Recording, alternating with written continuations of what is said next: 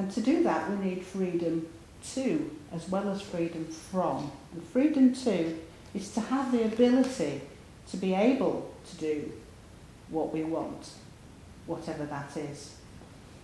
Or more precisely, freedom to do what we will, what we choose to do, which will also require some application, especially if it's something like you want to learn a musical instrument. You have to apply yourself, you have to practice. So that freedom to also involves work. It's not just the absence of internal blockages or external interference, it's to have the initiative to start something, the will to do it, and the ability and the skill.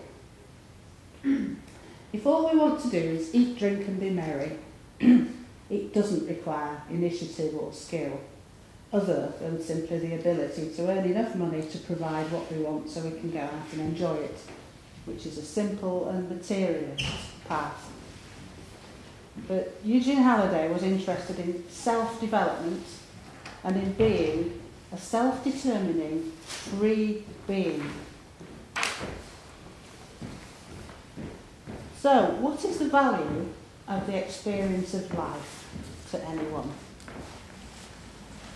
What is our place in relation to other beings and to the universe? Eugene Halliday answered this from his own experience, sharing with all his friends what he had learned.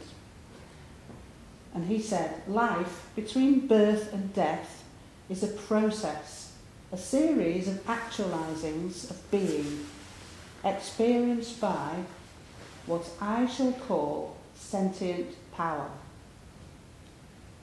Man has known from the beginning, he says, a simple fact that he has a body, an organism through which the world acts upon him and by which he acts upon the world. This body is the material basis of the possibility of all the activities which man has called valuable, and is the only one we have with which to develop oneself to the level where personal freedom becomes a significant reality. We know we have a body because we feel that. We are aware. I'm aware of the room and all of you people in it and myself.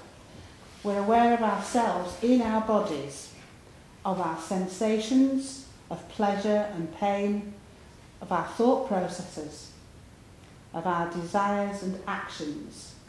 This feeling awareness, Eugene Halliday refers to as sentience. That's the Latin word meaning to know or to feel.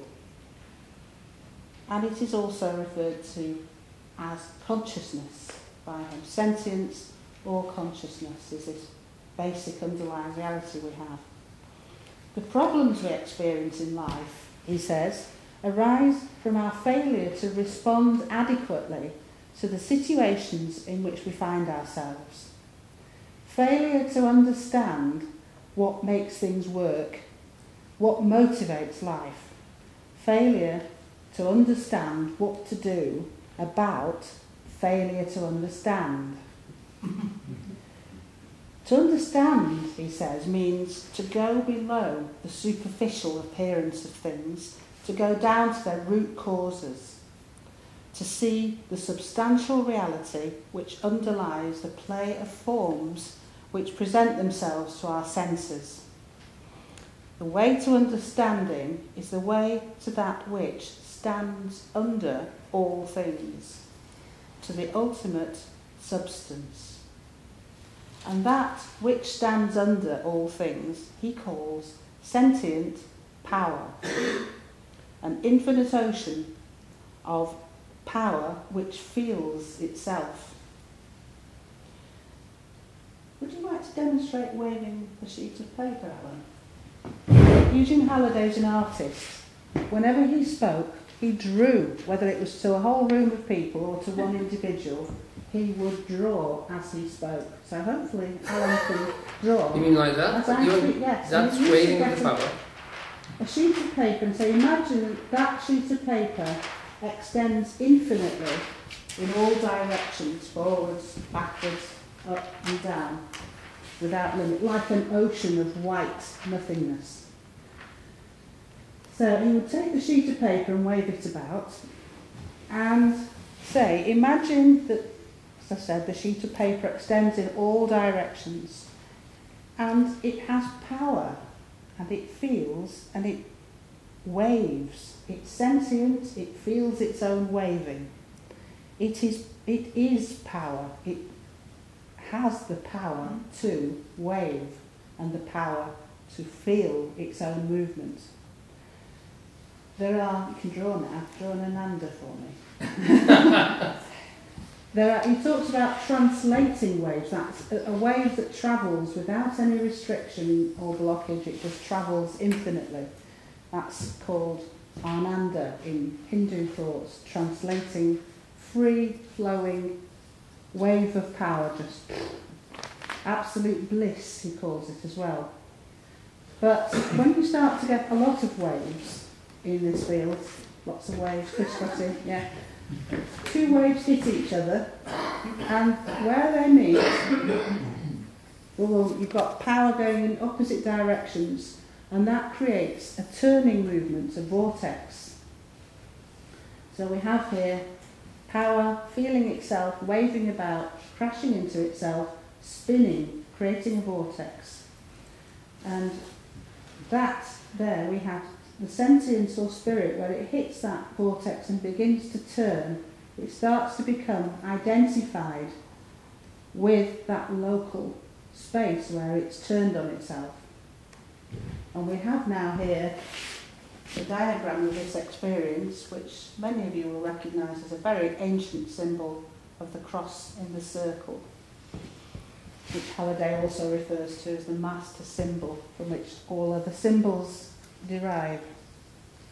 Now, this ultimate source of things feels itself and is an eternal, infinite, self-sentient power.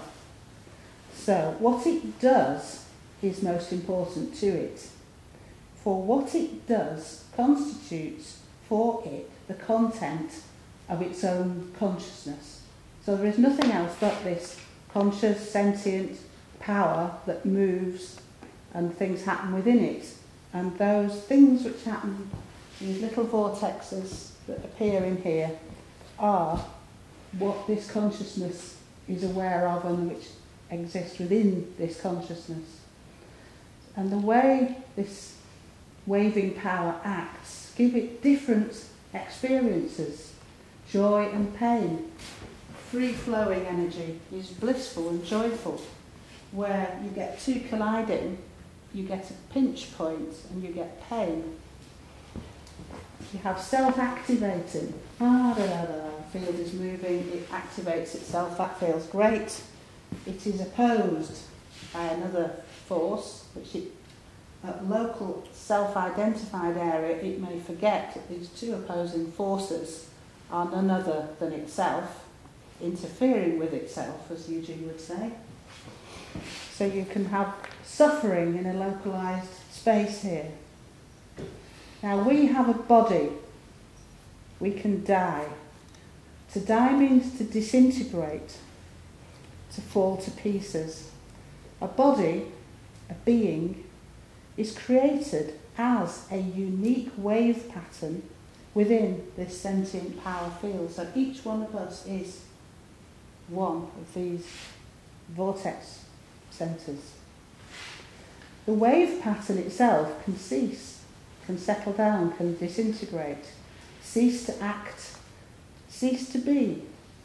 But the disintegration of the pattern of forces does not mean that the forces themselves which created that pattern cease. All forces, Halliday says, are the motions of the absolute sentient power. This sentient power is a continuum, and a continuum is not made of parts. It's not made of discrete or separate bits which may be cut off from each other. A continuum is a seamless, indestructible whole, not subject to disintegration.